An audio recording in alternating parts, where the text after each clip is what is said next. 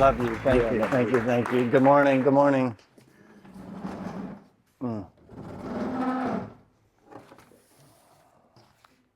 How is this sound? Perfect. I am so thankful. You're the edge. I don't want to stand where you can't see me. I'm so thankful to be here this morning. I'm so thankful that you came, that we have a good crowd. I'm so thankful to Cody and Chris. I'm also not alone. My co-founder and partner in Food is a Verb is Sarah Unger. She's right back there. And out, all the images I think that you'll see in just a moment are hers. They're obviously and always the best part of the show in my mind. Alex DeHart is our other member. She's not here right now, but she's here in spirit. So this, I may seem like a lead singer this morning, but this is a three-piece band. And without them, I would not be here, right? I think I will speak for about 20 minutes, 25 minutes, and then we'll have some questions maybe if you have some.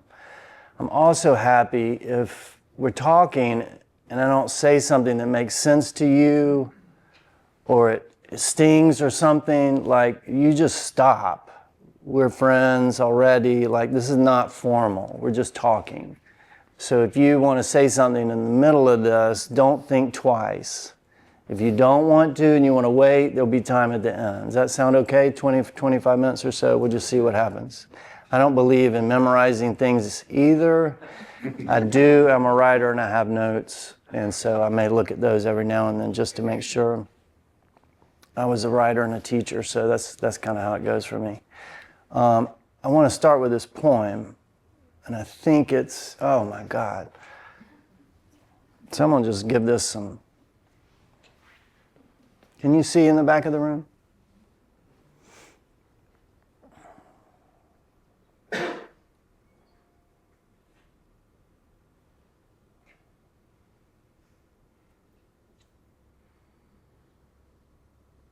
You don't know William Stafford. He's heavy. And this man right here, where is he? Chris sent this to me. He said the theme is thread. I thought, God, if this is all we do today is look at this, that's enough. Someone read it just because I want to, if that's all right. There's a thread you follow, it goes among things that change, but it doesn't change. People wonder about what you're pursuing. You have to explain about the thread. It's hard for others to see. While you hold it, you can't get lost. Tragedies happen, people get hurt or die. You suffer, get old. Nothing you can do can stop time's unfolding. You don't ever let go of the thread. And just because I want to ask it, what is the thread to you? You can say it, maybe a word or something. Does anybody have an idea? You just feel it, right? I didn't get poetry till I was like 40 and had gone through shit where you're like, oh, that's how it works, right? It hits. Does anybody know what the thread is for you? There are a bunch of threads. It's your ethic. Oh. Ethic. What's up? Heart. Oh, yes. Purpose. Yes. Hope. Kindness. Oh. Sense of meaning. Yes. All those threads. What? Intuition. Yes. Oh, yeah. That's a good one. Happiness. Happiness. Consciousness. Yes. Love. Yes. So we're going to talk about some threads today, if that's okay. And I'm going to hold this up just to begin with. And what I'm about to do may seem obvious, right? This is yesterday's Wall Street Journal. And it doesn't matter that it's the Wall Street Journal. I just needed a visual media, yeah? Forget that it's the Wall Street Journal, that doesn't matter.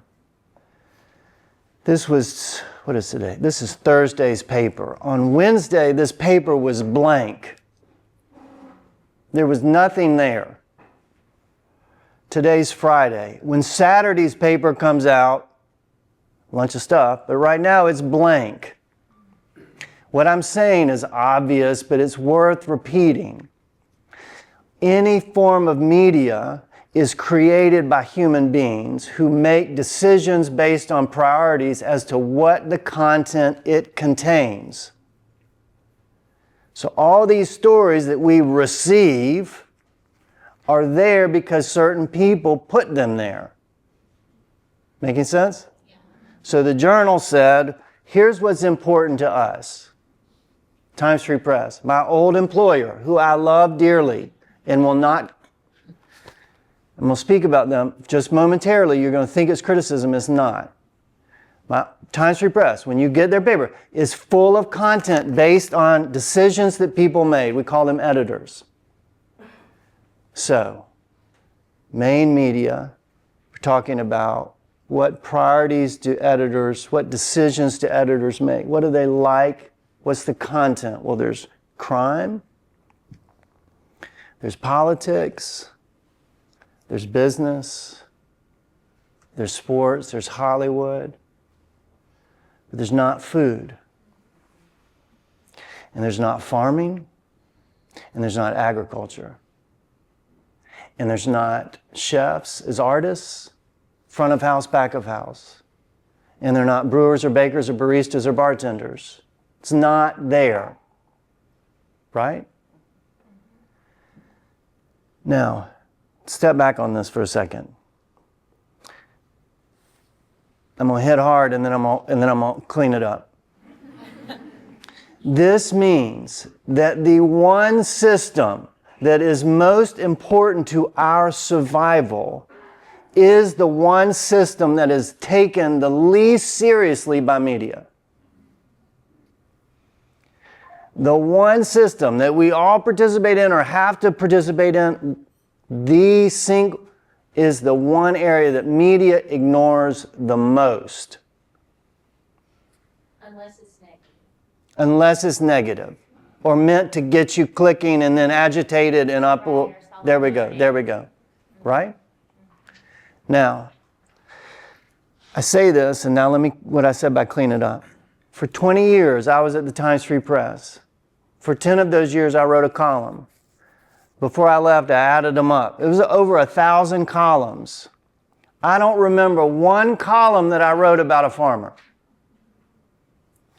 So when I say I'm part of I was part of that problem. I was participating in it. I went all over the city, but I never stepped foot on a farm.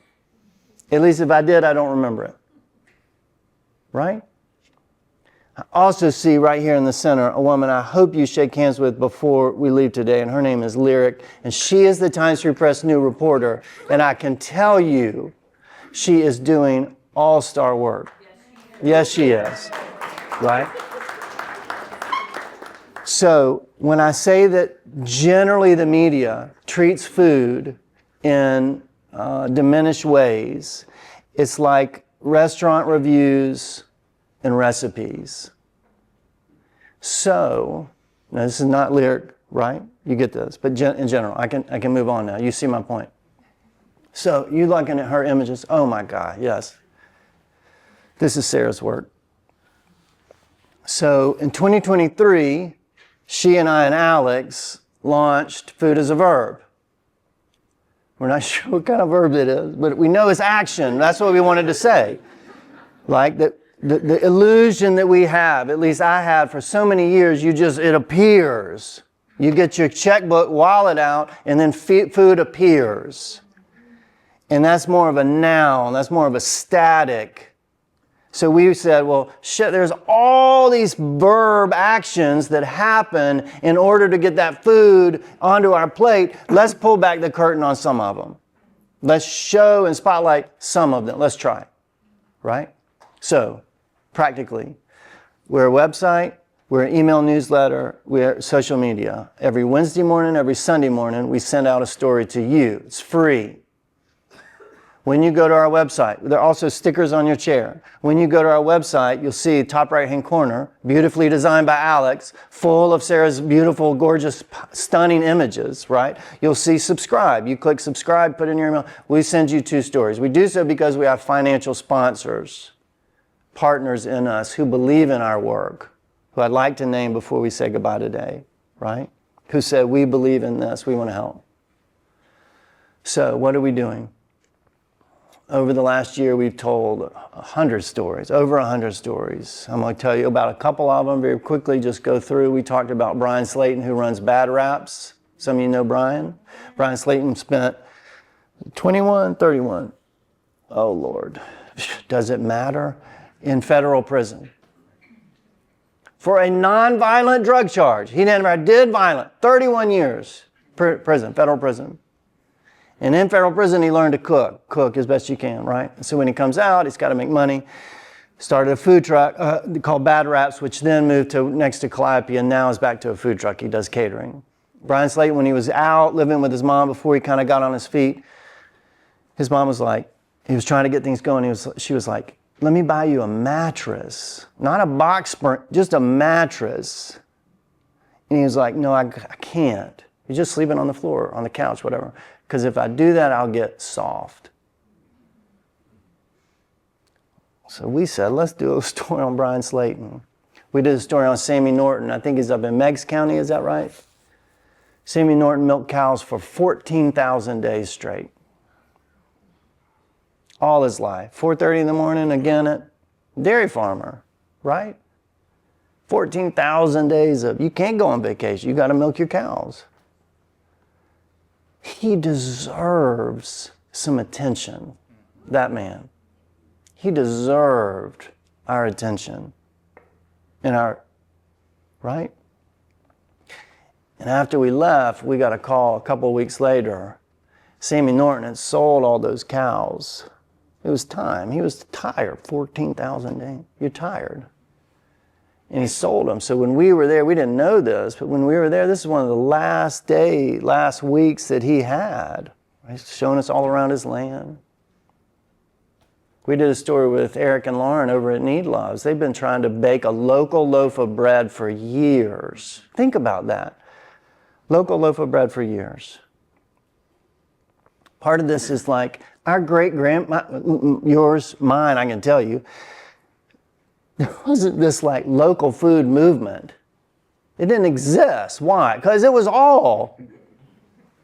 You didn't ask because it was your uncle who was slaughtering and your dad who was, and then your mom had the guard.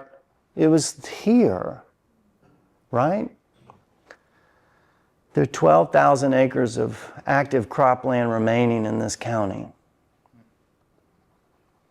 No, I'm sorry, I just misspoke. Please, let me say that again. There are 1,200 acres of active cropland remaining in this county. There's a big difference there, right? 1,200 acres of active cropland, it's not pasture land, it's cropland, left, is according to the Land Trust. And at the rate of current development, that means we have 9 years based on development trends and the cropland left. 100 years ago, 40% of all occupations in the country were connected to farming, agriculture. Now it's 2%. Is this making sense? This thread has been lost. We've lost it, the thread. I read the poem, it's on the ground to me. The thread's always on the ground. For me, I don't know about you. So you look for it. You're looking for it. Lost it. I was in my mid-30s with 2 degrees before somebody told me how to put a seed in the ground. Teacher, with my white shirt on. I didn't know how to plant. Why not? To me, those are threads that have been lost. And we could do this all day long, so I don't want to open that door. At least I'm going to just open it for a second, okay? We'll just open it for a second. So much of the difficulty and stress in this country culture today, I would say some of it, part of it, much of it, can be remedied the more we get closer to that ground. Now that looks like different things for all of us. I'm not saying we all go farm. Number one, you can't afford it in Hamilton County. But setting that aside, it means different things to us. You can farm or not, have a garden or not. What I mean is the knowledge and the participation in it where we are as human beings, we have drifted far from the shore, I think. I'm not trying to preach. I'm just telling you what it appears like to me. So, from our little corner of things, we said, can we help? Can we shift some of that spotlight? All media is a spotlight. Every time we look at it, look at this, pay attention to this. That's all it is a spotlight. So can we shift some of the spotlight? Look at this young man. You're missing the best part. I can't even see these. These are Hickson kids, right? God, Lee Friedlander, what he's doing at Hickson. There are lots of schools like this that are trying. That's the best part of their day, they told us. That's the thread. Do you see the thread they have found? We went to Boyd Buchanan for there. It's a free period. And the kids are like, hey, can we come? It's a free period. You go anywhere on that campus. And they're like, we want to come to the garden. Because they sense it. Do you know how hard it is to be a teenager right now? Good God in heaven. How hard it is. Am I wrong? No, I'm not wrong. That's my guy right there. We've spent a lot of time at Macaulay together. So we've helped pick up this thread. Making sense? Now, in our work, we have found, for us personally, it is wildly meaningful, which we're in a room of creatives, and I want to close with that, but just not yet, if I could, a few more minutes.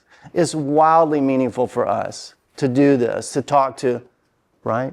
To go, we did one story with the Neils at Main Street Meats. So that burger there, like thousands of people have eaten that burger in this town. Main Street Meats, right? The hamburger. So we said, let's trace it. Where did it start? So we go up to Nashville, where there is a family, some of the best folks we've met, and they're farming 2,000 acres of pigs and cattle, and they also did what very few other families have ever done, farming families. They bought a slaughterhouse, processing plant, call it what you want. And they put all this time and energy and expertise into making sure there's the least amount of stress possible in the employees and in the animals when they meet their end, right? It's good. We're strolling through, I don't know if the images are up here. We're strolling through, it was like, I'll never forget the moment in my life. I don't know if you've been to a slaughterhouse before, a processing plant. I had not. And you walk in the cooler and there are rows of, in this word, Sarah said it and I said it. We're like, why are we saying this? We're in the middle of, surrounded by, and we kept saying, this is so beautiful. And I'm still not even sure why we said that word. It's still like beautiful. But it's because we had seen this farm and we had hugged on these people and we had talked to the workers who were smiling. They're like, well, we have above living wage. And these animals who are all this process where 2,000 acres of land cared for from start to, and then here comes the meat back to Main Street where Chris LeBlanc is the butcher. And it's all right there. And there's your burger. And for most of my life, I didn't know all those stories. It's hidden, right? When we eat in this country, it's hidden from us, most of it. Making sense? Questions of me? I'm about halfway done. Is this okay? So, we have this wonderful time, and we've gotten a great response from our audience. And the question is, why? So I keep saying this thread, for us, we found something. I think for our readers and our community, they've found something. You found something. And tell this story that that may help us. I think his name is, somebody can help me with this. He's the son of Poseidon and Gaia, Antinous, I think. Yes, is that right? Antinous, something like that. Close enough for now. Antinous is this mythical god, and he was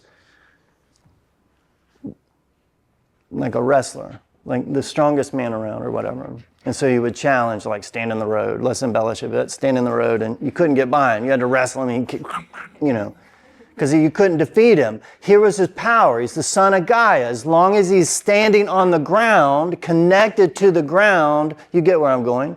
He is powerful.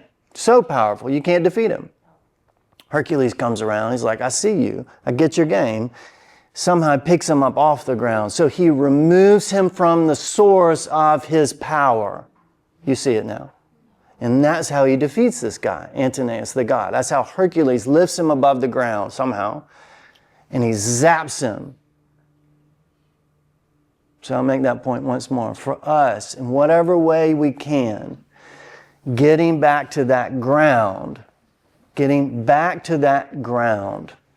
has proven for me, for us, and for so many, I think of you and other people, quite healing. And we believe that media can heal. And we believe that media does not have to agitate or divide, but we believe that media can calm and reconnect and help us remember. And the best compliment that we got, in my mind, is when someone said, I look at your stuff and I exhale. And I thought, that's it right there. That's what we want. Where you just, it's okay, right? No, we're not doing silly stuff like cat was lost and comes home after 9 years. Like, that's good, but we're not exhaling. This is like genuine. We're trying at least. We're genuine stuff, right? So I'm going to shift to my last part if I could. Actually, let me just make sure I haven't forgotten anything, because I kind of get going, I get lost a little bit. Here we go. Oh, yeah, okay, this is nice. Last part if I could.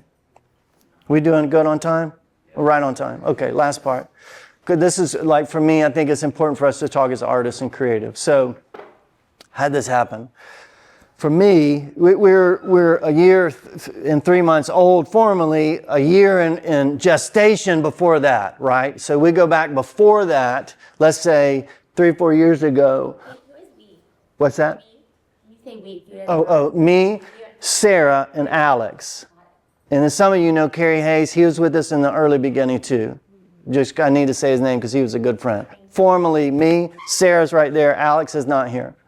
Right? Yes, thank you for asking. So 3 or 4 years ago, we didn't know each other. This didn't exist. You had told me you're going to do a food. I'm like, what the?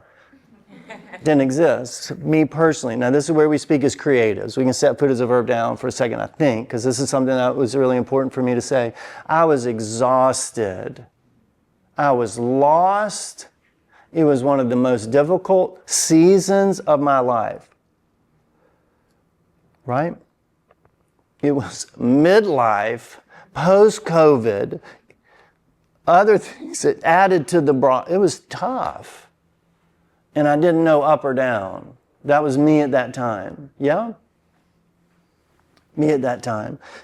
So I left the paper, I left teaching. You're in that liminal space. You know this. Everybody in the room, if you're here, you know this. Where you're coming and going. You're kind of caught between one end and the other. It hurts. Oh my God, it hurts. But we know what? We have enough faith to know you're moving. You're still moving. So it ends. You get somewhere eventually, right? This is my guy, Eric Atkins. Where'd Chris go? Eric Atkins. Do you know Eric? Eric is right now the leader of the Unity group in town. He's been around. He's a wise man in this city. And a friend of mine, we go back from the paper, trusted man. And I talked to him on the phone because I felt bad, like, what's the word? Like when I left that column, I was like, I'm leaving something. I felt like I was walking away from my post. It was hard for me. That's ego talking. You hear this? Like, I'm so important. But I'm still telling you the truth. So I'm talking to Eric. I'm like, man, what do I do? What do I hate? My heart is hurting. Eric is, in case you don't know, Eric is a black man in Chattanooga. And so Eric said, he started talking about Louis Armstrong. And Louis Armstrong's song, It's a Wonderful World. Is that the title? You know the song, which is like 1959.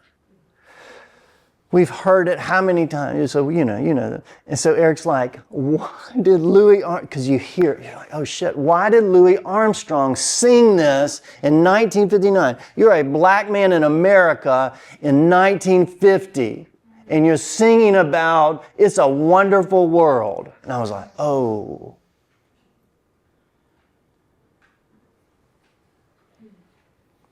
And he told me, now I don't know the history of that song. I don't know Louis Armstrong's mind. I don't know what it could have been to make it. I don't know it. And that's not the point. And I don't think Eric knows either. And that's not his point. His point is to me, what he said after bringing that up, he said to me, you need to go find your fields.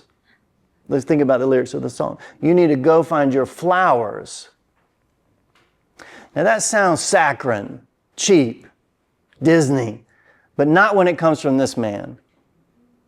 Not when it comes from this man. So it hit and I let it hit and I thought about it.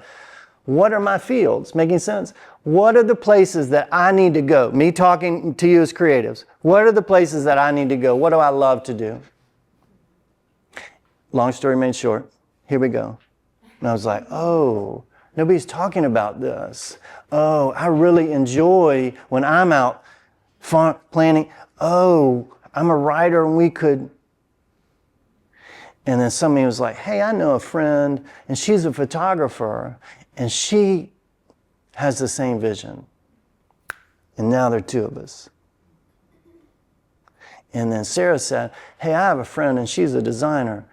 And now there are three of us. And now we have this. Right?